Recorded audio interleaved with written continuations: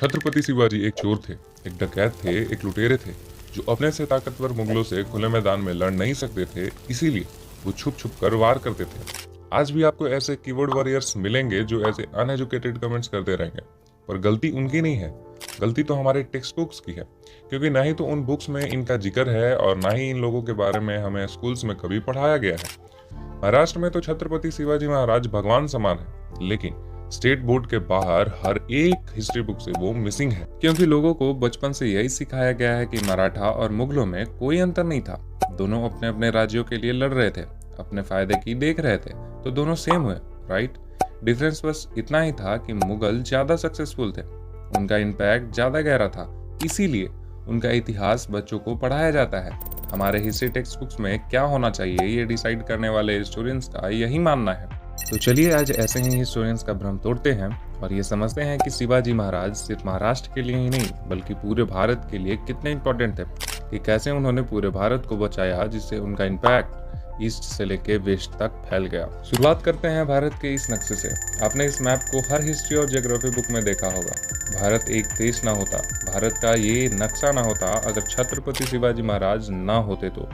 सोचिए, अगर आज के भारत पर एक तरफ से मुगल, एक तरफ से निजाम, एक तरफ से पोर्टुगीज, एक तरफ से अंग्रेज और एक तरफ से फ्रेंच अटैक करते, तो जिन अंग्रेजों ने हम पर 200 सालों के लिए राज किया वो 17th सेंचुरी में ही भारत पर कब्जा करना चाहते थे। सोचिए, उन्हें रोका किसने? छत्रपति शिवाजी महाराज ने। अगर छत्रपति शिवाजी ना होते तो पोर्टुगीज और मुगल्स मिलकर देश को तबाह कर देते। पोर्टुगीज की नेवी काफी स्ट्रांग थी और मुगलों की इन्फेंट्री। पोर्टुगीज को पानी में हराना इम्पॉसिबल था और मुगल जमीन पर बहुत ताकतवर थे, लेकिन इन दोनों के शक्ति के ऊपर छत्रपति शिवाजी की बुद्धि थी, जिसके दम पर उन्होंने पोर्टुगीज से काफी फायदेमंद संबंध बनाए। शिवाजी को पता था that the Portuguese can not be trusted. वो अपने नहीं है, लेकिन उन्हें हमारा दुश्मन बनाना भी जरूरी नहीं है। तो उन्होंने क्या किया?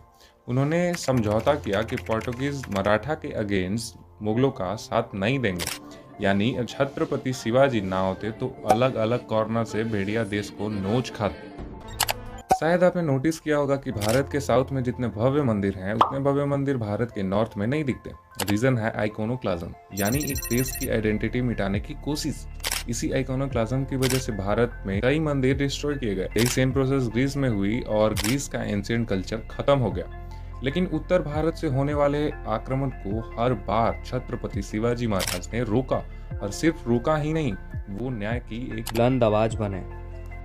तमिलनाडु में तिरुवन्नामलाई और समुद्र पेरुमलाई ये दो प्रोमिनेंट टेम्पल्स हुआ करती थी, जिनकी प्रसिद्धि भारत के हर एक कोने में थी। इन्हें तोड़ के लूटा गया और इनके टूटे हुए टुकड़े से मॉस्क्यू बनाया गया। छत्रपति शिवाजी को मॉस्क्यू के एग्जिस्टेंस से कोई दिक्कत नहीं थी, बल्कि शिवाजी हर एक रिलीजन का रिस्पेक्ट करते थे। लेकिन एक पंथ को नीचा दिखाकर, गिराकर, लोगों के मन में डर बसाकर ऊपर वालों को खुश नहीं किया जा सकता। ये शैतान का काम होता है और ये बात शिवाजी को पता थी। उन्होंने मॉस्क्यू गिरवाकर फिर से वहां पर टेम्पल्स बनवा दिए। रही बात प्रूफ की, तो कर्नाटका राज का सविस्तर चरित्रम में आपको इसका प्रूफ मिल जाएगा।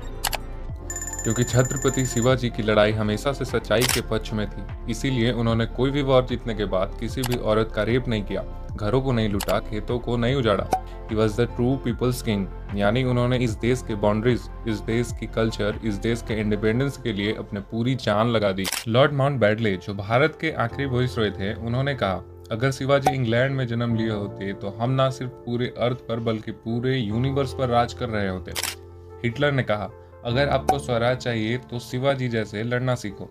इवन उनके सबसे बड़े दुश्मन औरंगजेब ने कहा था, या अल्लाह, you give me an enemy fearless and upright. Please keep your doors to heaven open for him because the world's best and large-hearted warrior is coming to you. आज का एक सवाल हिस्टोरियन से, जिन लोगों का हमारे देश से कोई संबंध नहीं, जो पराये हैं, वो अगर छत्रपति शिवाजी की इतनी रिस्पेक्ट कर सकते हैं तो हम क्यों नहीं?